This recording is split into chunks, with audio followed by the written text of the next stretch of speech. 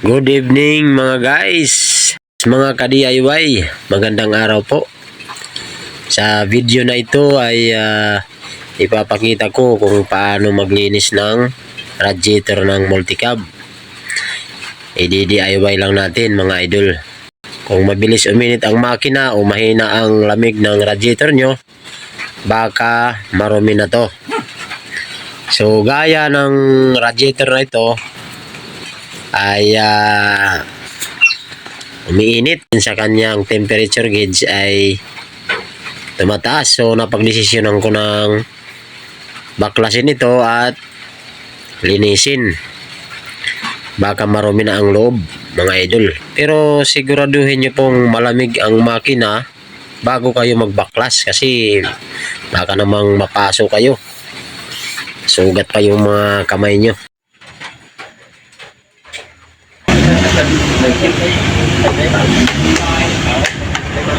Pandalan yan.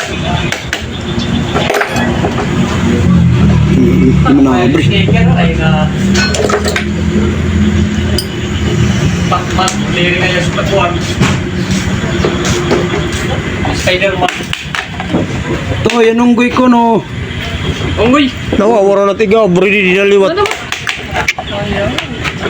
Maray nga mga gamit. Ito, suman.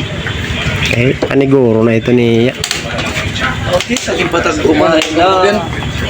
Katang! Ang problema ito. So, nagkatubra, ini kakulo. Napakabungol-bungol at nakaputit cellphone. Yan pa, kuno yan pa. Yan pa. May dapat ako. Kuha na dito at mahagkot na. Tumiti GP.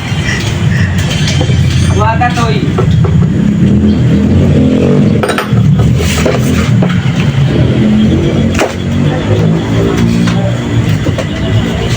Oh, hindi mo gihap.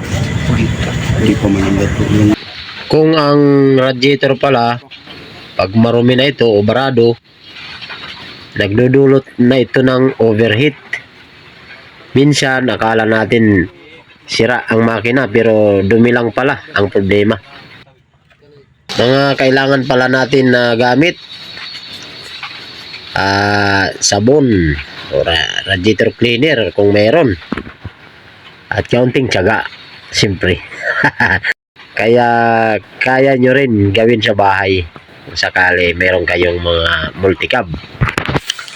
So dito po nakikita natin na talagang barado na at marumi at makalawang, dahil nga ang gamit nito ay tubig lang sa nawasa o tubig lang sa gripo ang ginagamit, kaya nagkakaganito.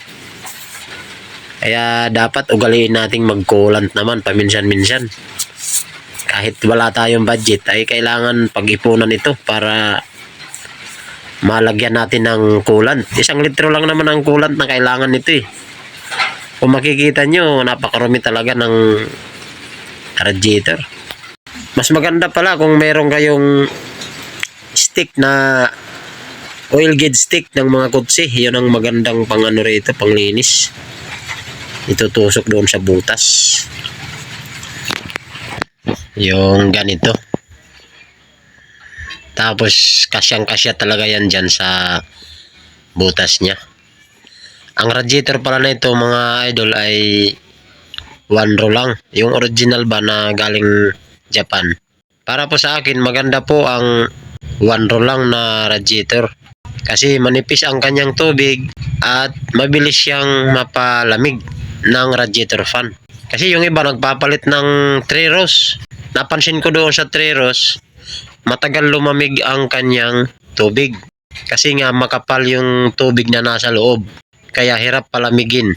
Nahihirapan yung radiator fan na palamigin yung tubig. O kung lumamig man, matagal.